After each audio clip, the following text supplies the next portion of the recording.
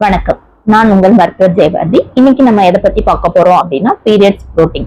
அதாவது மாதவிடாய் காலத்துல பெண்களுக்கு வரக்கூடிய வயிறு வீக்கம். இது காமனா நிறைய பேருக்கு இருக்கு. இது வந்து ப்ரீமென்ஸ்ட்ரல் சிம்டம்ல இதுக்கும் ஒண்ணு. இந்த மாதிரி இருக்கும்போது வயிறு கொஞ்சம் வீக்கமா இருக்கலாம், டைட்டா இருக்கலாம், எப்பவுமே வயிறு ஃபுல்லா இருக்க மாதிரி இருக்கும். சில பேருக்கு வந்து வெயிட் கெயினும் இருக்கு. இது வந்து எப்ப வரும் அப்படின்னு பாத்தீங்கன்னா பீரியட்ஸ் வர்றதுக்கு ஒரு 2-3 நாளைக்கு முன்னாடியே இருக்கும். அதுக்கப்புறம் வந்து பீரியட்ஸ் முடியாது ஒரு வாரத்திலயோ 10 டேஸ்லயோ இது வந்து நார்மலாவே வந்து செட்டில் ஆயிடும்.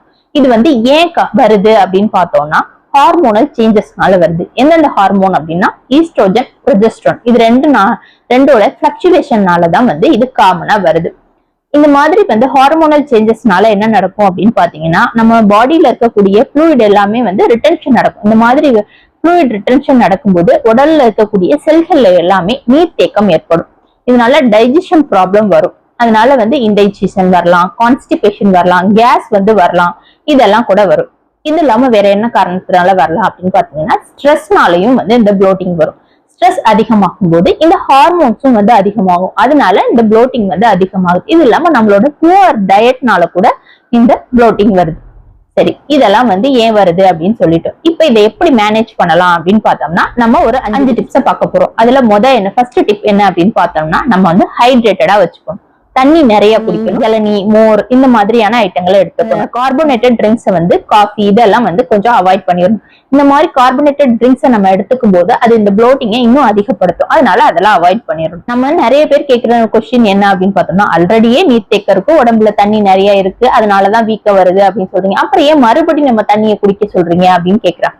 தண்ணி அதிகமா எடுத்துக்கும் போது இந்த நம்ம உடம்புல இருக்கக்கூடிய சோடியத்தோட அளவு குறையும்.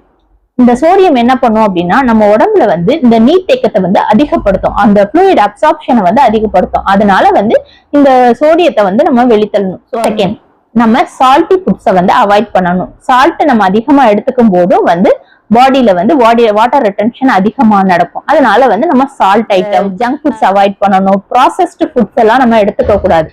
இது நம்பர் 2.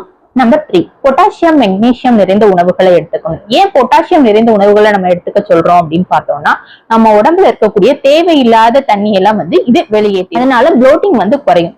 சரி, பொட்டாசியம் நிறைந்த உணவுகள் அப்படின்னு சொல்றோம். அது எதெல்லாம் அப்படின்னு பார்த்தோம்னா வாழைப்பழம், கீரை வகைகள், அவகேடோ, சர்க்கரை வள்ளிக்கிழங்கு இந்த மாதிரியான உணவுகளை நம்ம எடுத்துக்கணும். இது இல்லாம விட்டமின் B6 நிறைந்த உணவுகளை எடுத்துக்கலாம். இது வந்து ப்ளோட்டிங்க்கு ஹெல்ப் பண்ணும்.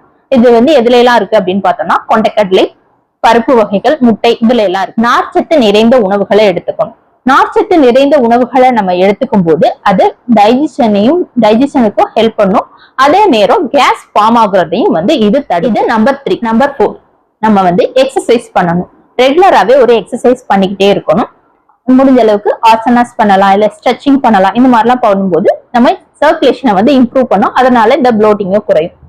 Number 5, manage the stress.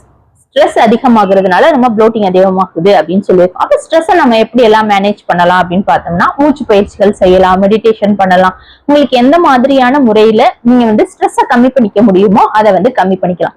இந்த 5 டிப்ஸை நீங்க ரெகுலரா ஃபாலோ பண்ணிட்டு வந்தாலே உங்களுக்கு ப்ளோட்டிங்ல இருந்து ஒரு பெட்டரான ரிலீஃப் கிடைக்கலாம்.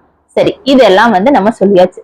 எப்ப நம்ம டாக்டரை போய் பார்க்கணும் அப்படின்னா இந்த ப்ளோட்டிங் வந்து சிவியரா இருக்கு, வெயிட் கெயின் அதிகமா இருக்கு, பெயின் அதிகமா இருக்கு, இல்ல வந்து ப்ளீடிங் கொஞ்சம் அதிகமா இருக்கு, இல்ல இந்த மாதிரியான ப்ளோட்டிங் வந்து ப்ரொலாங்டா இருந்துட்டே இருக்கு அப்படின்னா நீங்க அப்ப போய் மருத்துவரை பார்க்கணும்.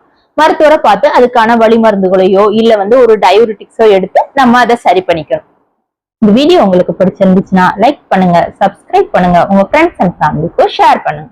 நன்றி, வணக்கம்.